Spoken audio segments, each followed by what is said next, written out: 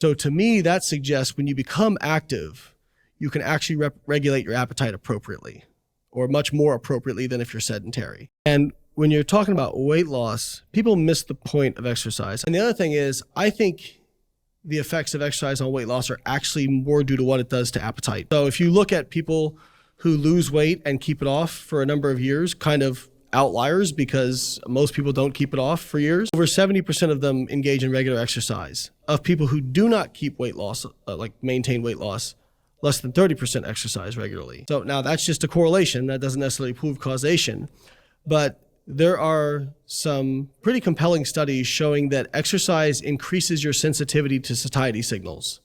So basically you can have the same satiety signals, but you're more sensitive to them when you exercise. And there's actually a really classic study from the 1950s in Bengali workers, where they looked at basically 4 different quadrants of activity. So you had sedentary, lightly active, moderately active, heavily active, basically based on their job choice. And they didn't have an intervention. They just wanted to track them and see how much, how many calories did they actually eat. So it was like a J-shaped curve. So the sedentary actually ate more food than the lightly active or moderately active, but from lightly active to heavily active, they almost perfectly compensated how many calories they should be eating. So to me, that suggests when you become active, you can actually regulate your appetite appropriately, or much more appropriately than if you're sedentary.